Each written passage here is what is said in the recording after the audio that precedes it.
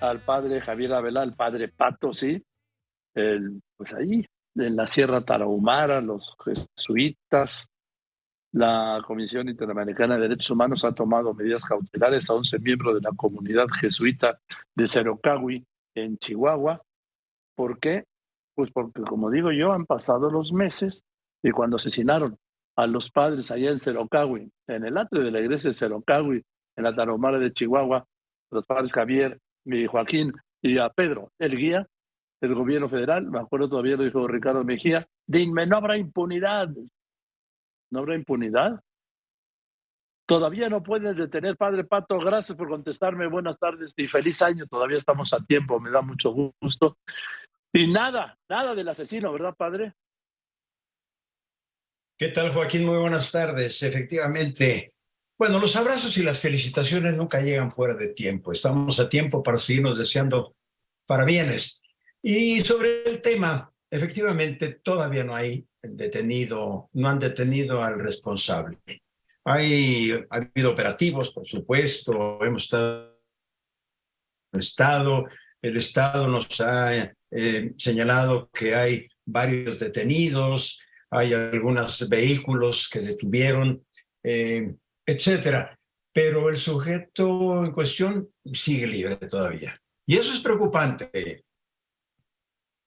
Claro que es preocupante, es una expresión de impunidad, una expresión más de impunidad y además de incumplimiento del compromiso. Dijeron que de inmediato caería que ya tenían identificado al asesino. Pasaron los días, las semanas, los Hay meses algo que y nada.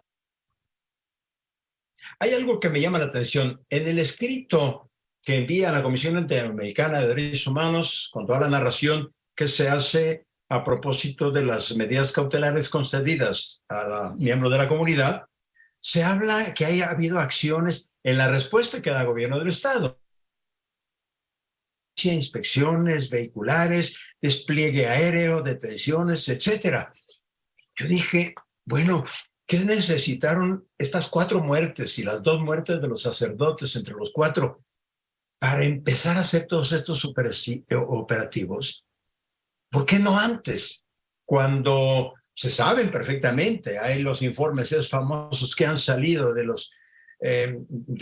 notificaciones del ejército, del Estado posiblemente, pero tal vez del ejército, en donde hace más de 2 años ya sabían de la existencia de este sujeto, lo tenían ubicado, sabían sus movimientos, etcétera. Digo, ¿por qué hasta ahora? ¿Cómo es posible? Antes no urgía, antes no era necesario ninguno de estos operativos.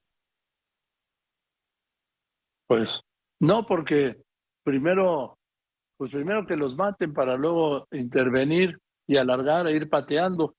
¿Cómo es esto, padre Pato, padre Javier Ávila?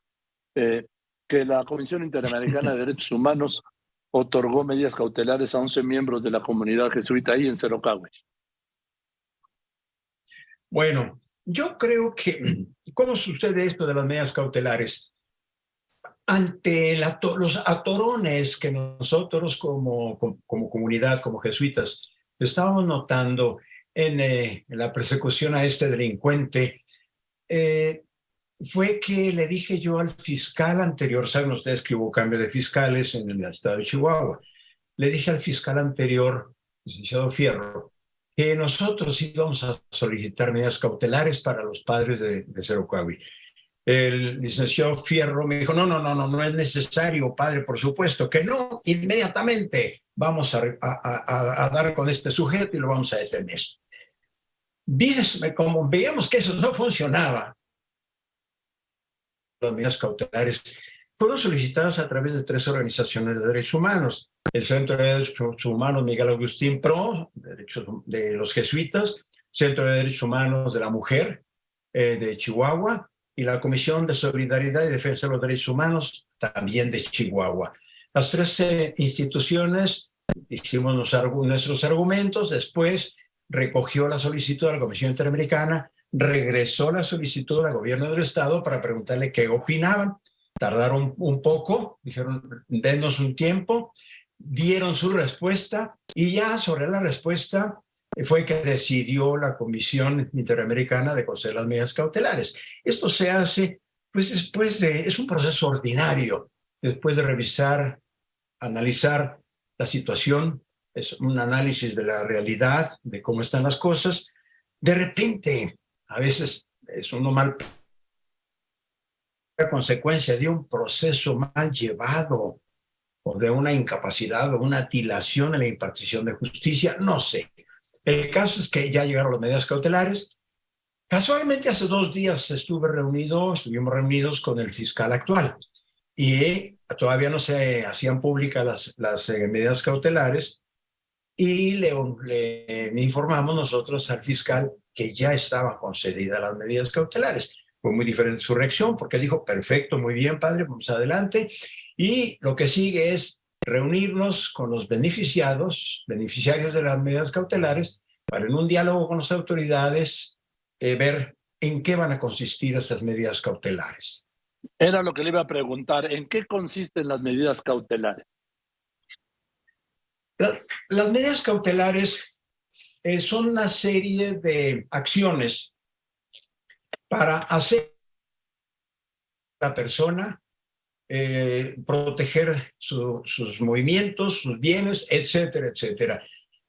Se reúnen, lo ordinario, lo normal, es que las personas beneficiadas se reúnen con las autoridades, tanto federales y estatales, y en diálogo cada quien va diciendo qué es lo que necesito, qué es lo que yo pido.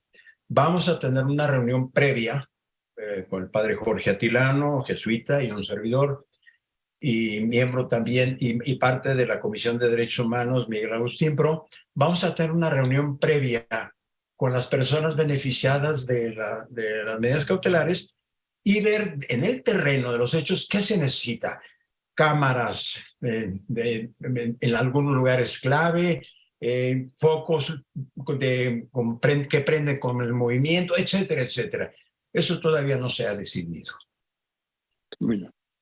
Bueno, pues seguiremos, padre Pato, como siempre en comunicación. No vamos a permitir que esto se olvide ni que quede en la impunidad.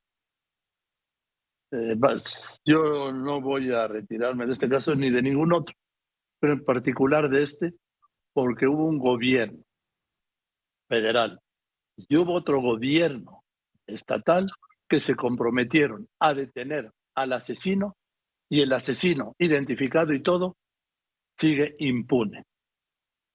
Y si los dejamos, así seguirá hasta el fin de los daños, padre.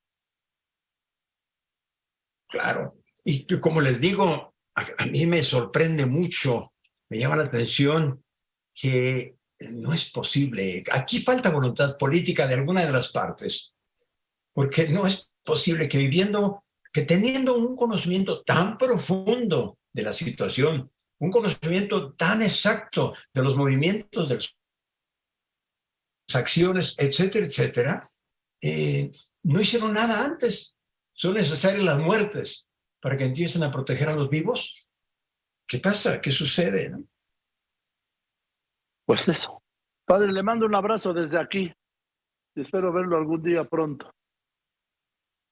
Igualmente, Joaquín, sigamos luchando y sigamos manteniendo viva la memoria. No le podemos apostar al olvido. No, claro que no. Lo abrazo con afecto, padre. Buenas tardes. Igualmente, Joaquín, que Dios te bendiga. Hasta luego. Gracias por eso. Eso se lo agradezco más que nada. No sabe cómo luego anda uno necesitado de bendiciones.